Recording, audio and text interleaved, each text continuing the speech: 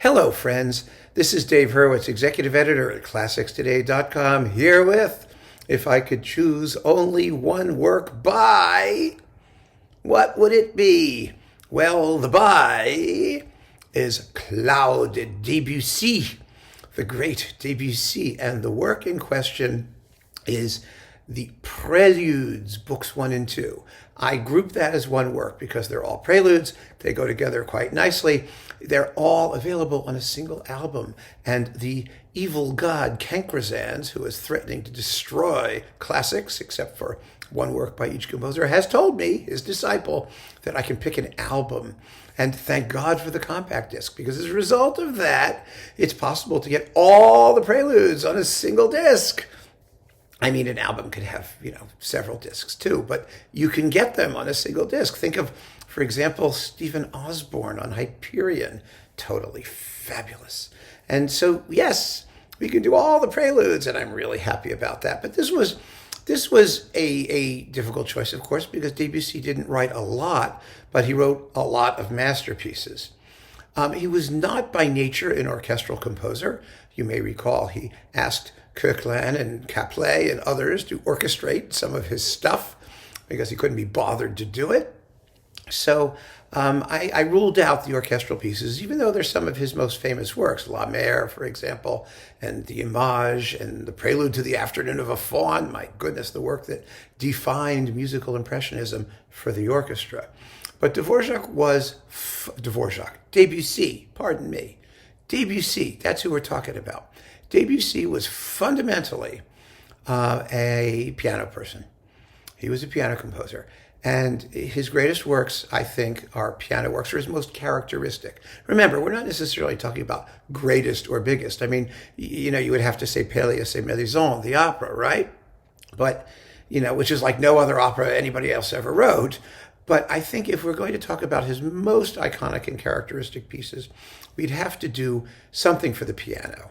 And one of the things that's really important to remember about Debussy and his writing for the piano is just how revolutionary it really was. I mean, yes, he grew up in the tradition of composers like Chopin and Grieg, the lyric pieces. Most of his piano works are character pieces. They're programmatic in some way. And the preludes are no exception, except he doesn't tell you what the prelude is until after you've heard it. Unfortunately, on recordings, we can't really do it that way, can we? Unless you deliberately don't look at the program booklet when you play it. You listen to the piece, then you go and check out what it is. One of the best ways to experience the Debussy preludes is with scores. So you can follow along, if you can follow the music and then see what the title is at the end of each one. It's a wonderful conceit, as they call it, that Debussy used, but it works fabulously well because it forces you to focus on the music and to create your own image, only to find out later that it's General Lavigne, excentrique, or it's What the West Wind Saw, or it's the hills of Anacapri, or it's there's just so much stuff. Or it's the engulfed cathedral, for example. I mean, there's just no limit to his imagination and fantasy in these works. It's extraordinary. But the other amazing thing about it, and the moon descends over the temple that was. The thing that's so amazing about these pieces, in my view, is that Debussy is writing for a percussion instrument, essentially, the piano. And make no mistake, he could bang when he needed to. The climax of the Engulfed Cathedral is as big and chunky chord-wise as, Rachmaninoff's Prelude in C-sharp minor. I mean, it really goes there. But at the same time, he created a kind of music that's harmonic freedom and sensitivity to timbre and touch and harmony. Well, I said harmony, didn't I? And, color. It was entirely new keyboard language. It really was. And it's not because it's soft and blurry. It's not really that blurry. It's just a kind of fluidity in the way he wrote for the instrument that really nobody else had done before. And these pieces really encapsulate that. I mean, all of his piano music does, of course, but his greatest piano works, I think, are the Preludes. And I just adore them. I mean, I can't get enough of them. Some of them have been orchestrated, and they work quite well that way. Sometimes they don't.